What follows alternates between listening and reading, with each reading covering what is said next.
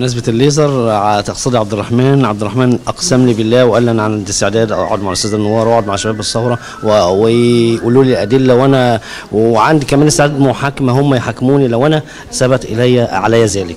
يعني هو ما كانش في الاتحادية؟ لا هو كان في الاتحادية. هو كان طب كويس قوي. هو كان في الاتحادية. ما كانش بقى كان في الاتحادية. كان نازل يعمل إيه؟ هو كان نازل يعمل إيه بعد ما كتب يوم مش عارفة إيه عند القصر تأديب بعد العصر. كتب عليكم ده كاتبها على تويتر، كتب عليكم القتال وهو كره لكم وكتب بعدها بعد العصر تأديب عند القصر. القتال مع مين؟ معانا احنا؟ معانا يا احمد؟ معايا انا يا عبد الرحمن؟ الوكيل طافح معايا زفت سم هاري.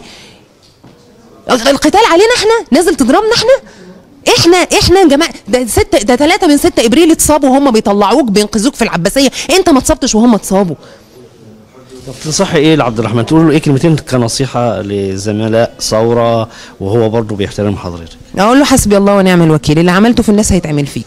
لو انت عملت خير بس لو انت بص هقول لك ربنا يديلك على قد نيتك وعلى قد عملك. لو انت نيتك خير وعملك خير ربنا يديلك منه، لو انت نيتك شر وعملك شر وانت ادرى الناس بعملك ونيتك ربنا يديلك منها بس. انت عاجبك الصراع بين شباب الثوره ده اعتداء على بعضينا ولا نقعد ونصفي لو في خلافات؟ مفيش حاجه اسمها شباب الثوره، مفيش حاجه اسمها ان انا اقعد اكل. يعني ايه يعني اقعد اكل واشرب مع بني ادم خلاص واعرض نفسي للخطر عشان وبعدين في الاخر يطلع خليه اخوانيه مزروعه فيا، خلايا نايمه اخوانيه مزروعين وسطنا عشان يتجسسوا علينا. هو بينفي ذلك اللي هو امال هو نزل الاتحاديه ليه؟ نزل يضرب زمايله اللي واكل معاهم عيش وملح ليه؟ من ضمن مؤيدين هو بقى كواحد عامل نفسه ثوري. هو شايف انه الطبيعي ان جماهير تنزل تفض الاعتصام.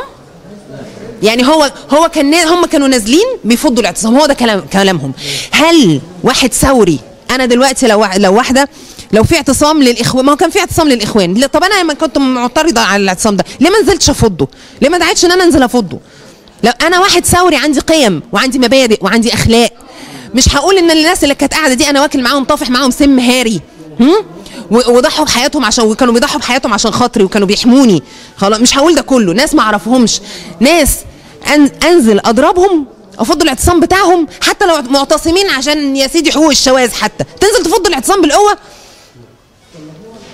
يعني مفيش راجع عن نصيحه، هو بيقول انا عندي استعداد لوصلة الشباب لو انا اخطات حزبيه. يا سلام شغل الاخوان ده، ما احنا عرفنا خلاص انه خليه نايمه، كان خليه اخوان نايمه ما كانش قايل لنا. والله العظيم احمد ماهر ياما قال لنا ده امن وما كنتش مصدقينه وبهدلنا احمد ماهر عشان خاطره. والله العظيم عبد الرحمن ده انا ياما دافعت عنه، ده انا كتبت عنه صفحه كامله في التحريق، ده انا بضرب نفسي بالجزمه.